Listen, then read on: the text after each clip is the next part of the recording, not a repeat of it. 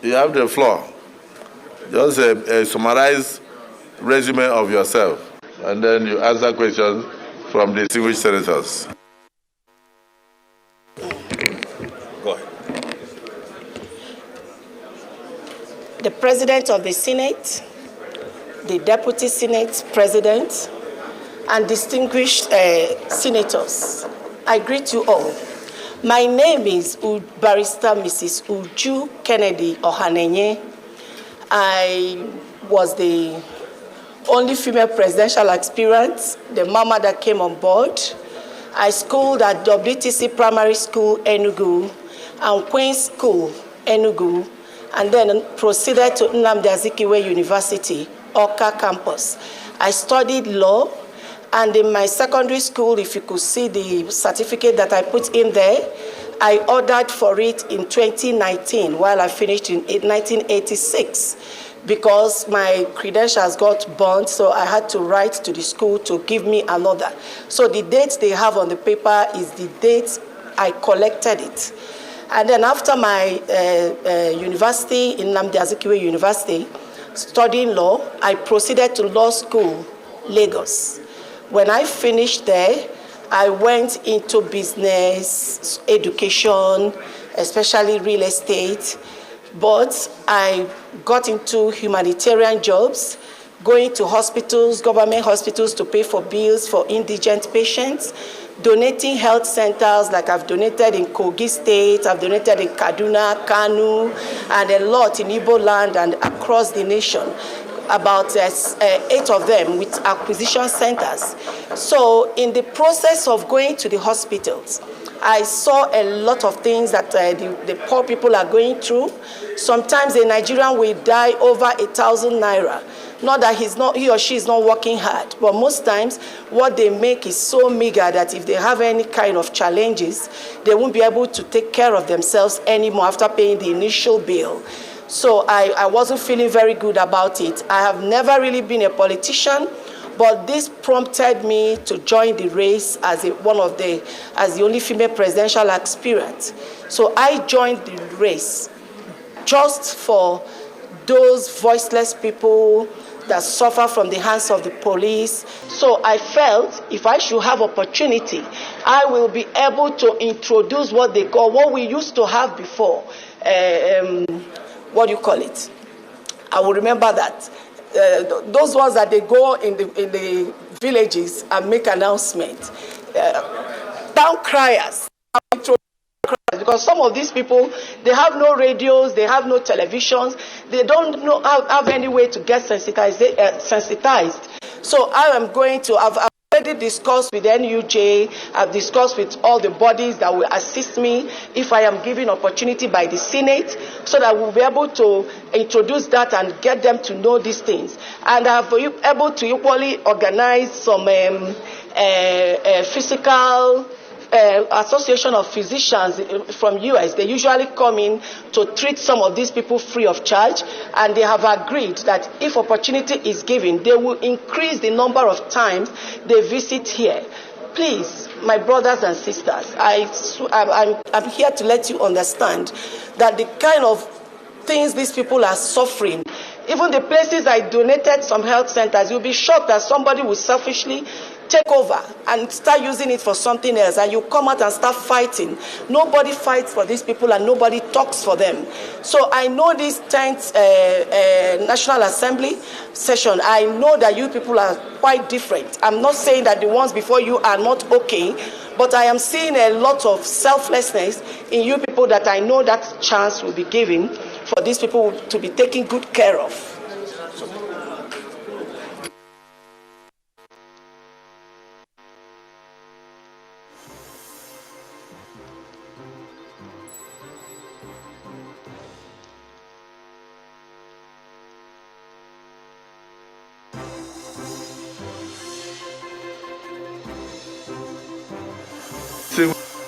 Senator Webber.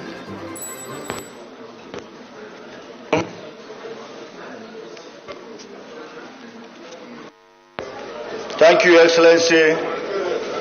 I remain Senator Onyekachi Peter Mweboy, representing the good people of Ebonyi. Anambra district of Ebonyi State. Madam, I overheard you saying you want to come into politics to give you the opportunity to speak for the poor and, of course, the less privileged.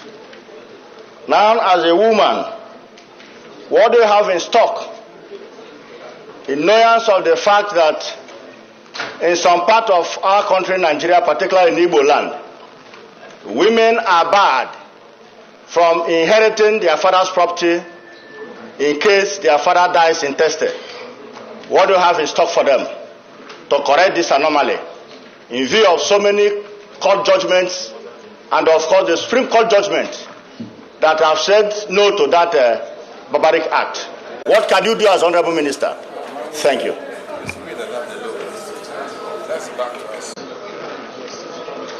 Distinguished Senator Ome from Anambra.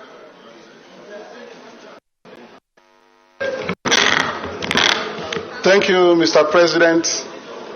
My name is Senator Victor Ome, OFR.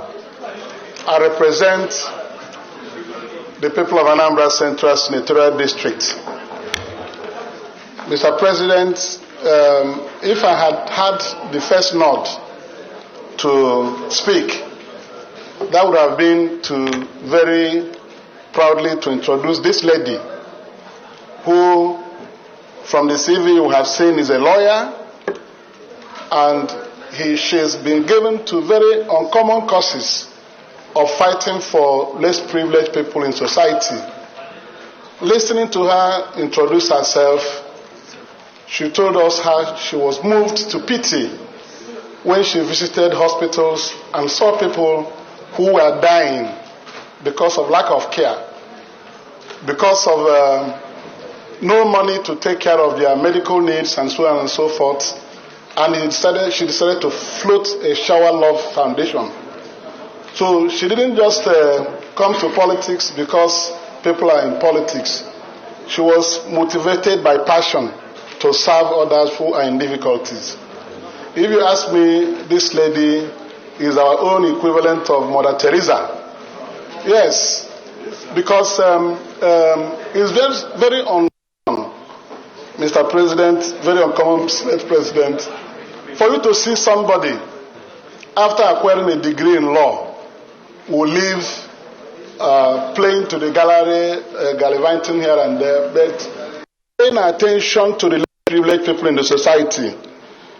So I think I'm very grateful that Mr. President chose her among the females he offered to this country in this cabinet nomination. For us in Anambra State, 3 senators from Anambra State, myself, Senator Barr, and Senator Tony Nwoye. She comes from my senatorial district, actually. She hails from Oka in Anambra Central Senatorial District. So we will plead that she is audacious enough to answer any question, but because of her commitment to service to the less privileged people in the society, let's encourage her to get all through to that office and use the opportunities that will be available to her through government to try to change a lot of things, particularly the scant attention we give to the less privileged in society. She's already on it as an NGO, and with many other things she's done. Across Nigeria, she's had a lot of interventions, trying to go to different places to bring people out of distress. And I think as a humanitarian that she is, she deserves to be supported by all of us. The questions put on her way notwithstanding, I want to tell this distinguished Senate that 3 senators from Anambra State are solidly behind her nomination. And we encourage that you bear with us and give her that support. Let her go and help the indigent people everywhere in this country. Thank you, Mr. President. And my sister, congratulations. We welcome you to our chamber. Thank you.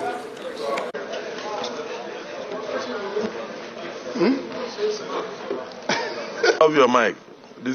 Distinguished Senator, carry me. Thank you, my Senate President. My name is Karimi Sunday. I represent Kogi West. Madam, looking at your papers, you have done a lot of humanitarian services all over the Federation. Kushe Makaranta in Kagako local government in Kaduna, in Imo State, in Kogi State, donation of dialysis machines and water tank in the Enugu State, all over the Federation. Thank you. Looking at your tax clearance,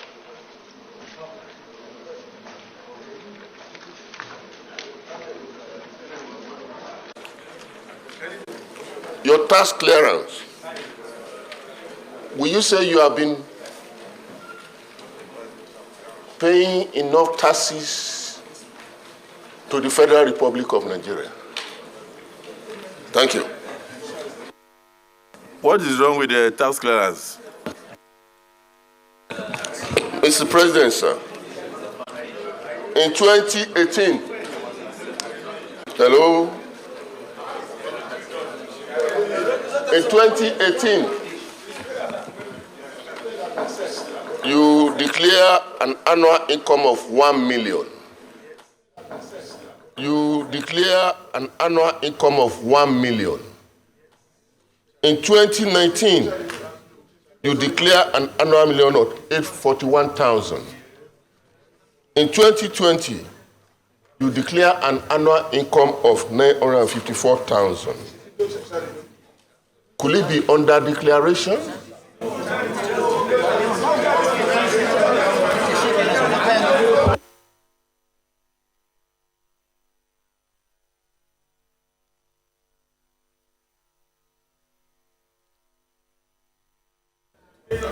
Distinguished Senator Alero. Thank you, Mr. President, sitting in the chair, distinguished colleagues. Nominee, let me start by first and foremost congratulating you for being nominated by Mr. President. And I look at your resume, I look at what you have been doing, it's highly commendable. Nigeria has been described as the poverty capital of the world, where we have over 150 million people living in absolute poverty. In the event that you are confirmed as Minister of the Federal Republic of Nigeria, what measures would you take, or what advice would you give the government of the Federation to lift this over 150 million people out of poverty in Nigeria? And I'm sure you have an idea based on what you have been doing, since you have been doing it with your own resources. Now you are in government. What contribution can you make to lift these people out of poverty? Thank you, Mr. President. Distinguished Senator Ifeanyi. Thank you, Mr. President. Ifeanyi, Anambra South Senatorial District. Mr. President, I want to buttress more on what our colleague has said, congratulating her because it is not easy to have a presidential nominee before us, a presidential aspirant before us, and a woman looking at gender sensitivity.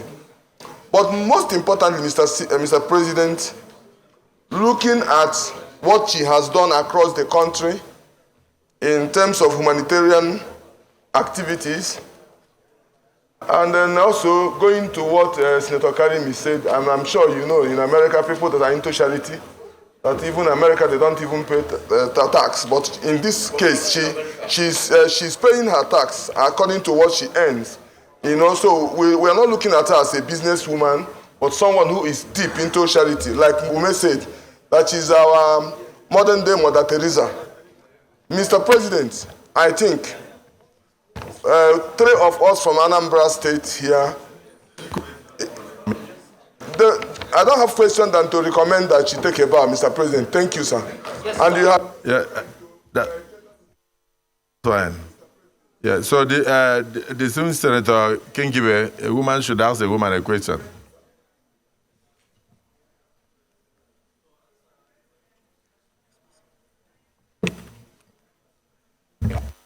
Okay. Mr. President, my name is Ireti Kingibe, representing the Federal Capital Territory. I would like to commend the nominee. I would also like to appreciate her. Her CV is also quite impressive, and I think that it speaks for itself. These are the kind of people we need. Secondly, she is a woman. We know the value that women bring to the table. And I would like to make a comment about my colleague who wants her to do something about women not having inheritance. I think that should be our duty rather than hers, since we are the legislators. I would also like to support distinguished Senator Ifeanyi Ubah by thinking that she also should take a bow. She deserves it, and everybody else has taken a bow. I think her CV requires that she does that also. Thank you.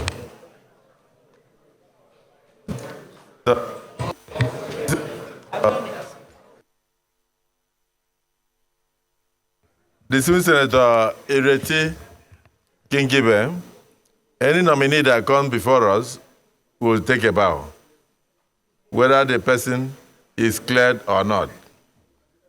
At the end of the day, we will go into the clearance and confirmation. We will confirm whether the person is qualified or not. But bowing before the hallowed chambers is a tradition all over the world. So if you are saying that others have taken a bow, they took a bow because they entered into these chambers. And we had to amend our rules. We had to suspend our rules to allow strangers to come in here. And so when they come, they will take a bow. The bow doesn't mean that you have been confirmed. So even if she takes a bow, we'll still go into the issue of confirmation later. Is that clear? Yes. Is there any other person from Anambra who would like to say something? Yes, Tony Oye. Thank you, my dear President, distinguished colleagues. My name is Dr. Tony Oye. I represent the group of Anambra Senatorial Districts. Distinguished colleagues, my dear President, mine is just to add my voice to what my brothers have already said and what Senator Ireti Kingibe also said, that this hallowed chamber sees a reason to allow her to go for now, pending the time we're going to do the confirmation. And also for me to advise her that if the Senate eventually confirms her, by God's grace, that they should do her best. That she should do her best. Strive her best within her limit to improve the lives of Nigerians. Thank you and God bless you. That's a very good contribution, but I need to also let you know that we have a no-nonsense president.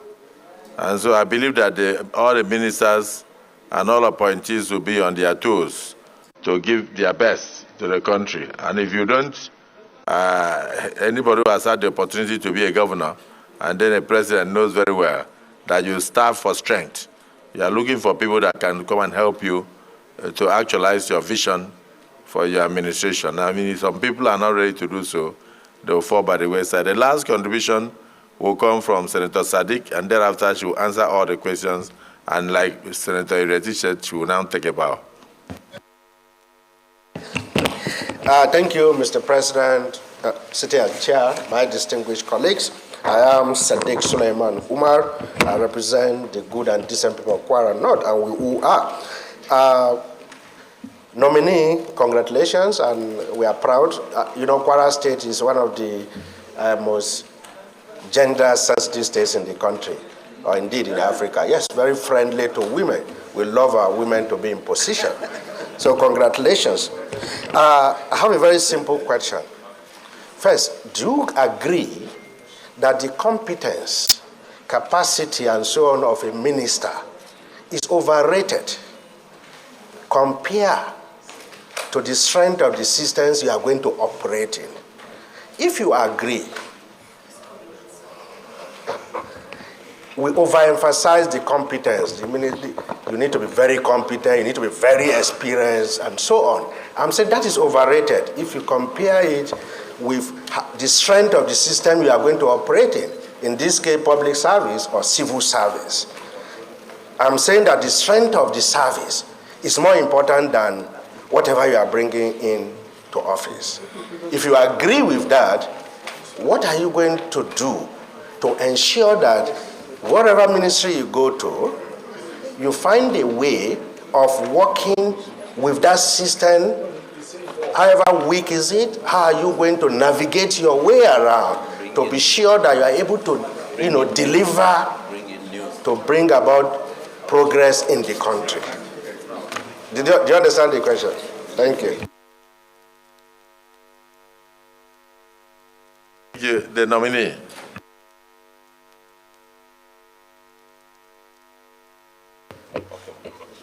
Thank you so much.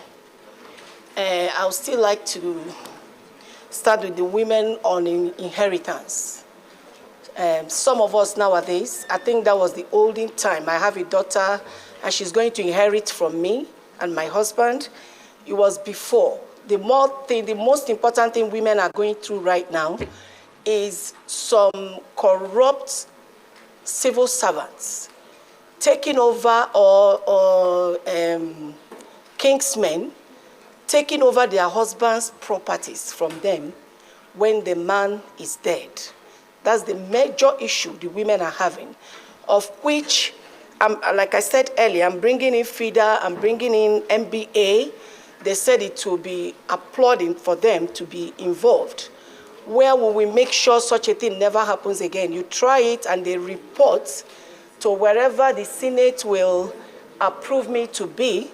We will fight that person to the last. We get involved with police and make sure it never happens again. We will sue them to court, no matter how powerful that person thinks he is.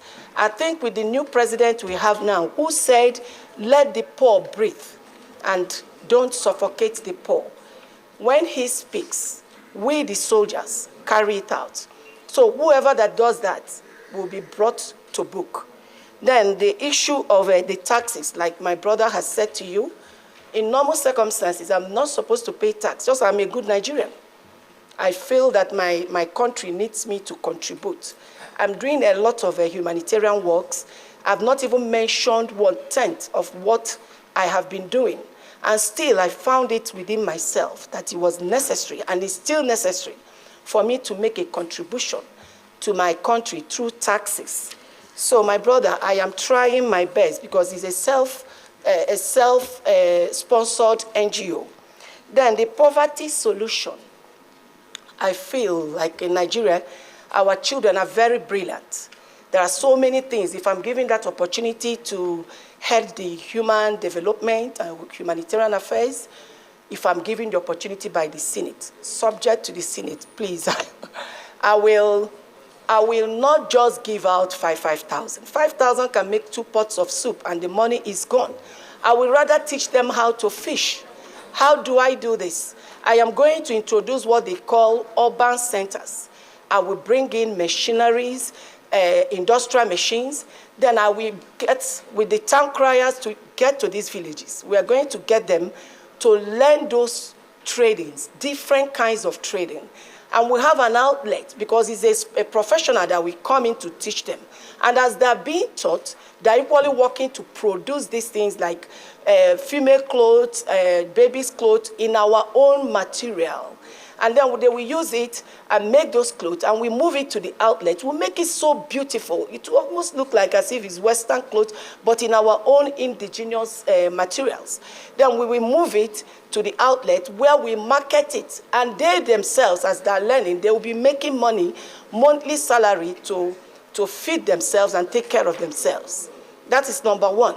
Then number two, the hunters that are in the bush hunting, or people that are killing cows. There are so many things we can do with the skins of these animals.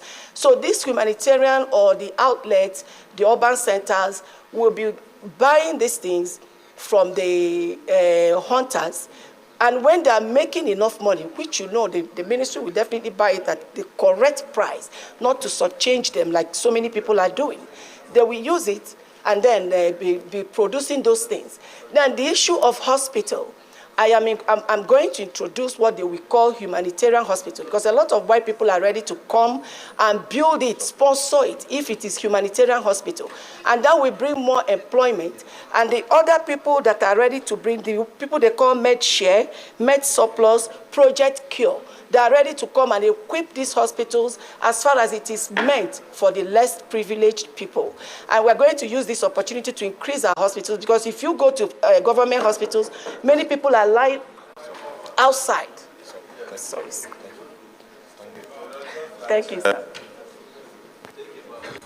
Just like in your NGO, if you're allowed, you'll do more.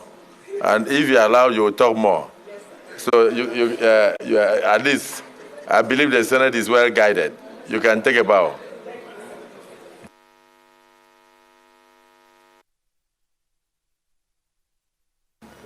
Next nominee.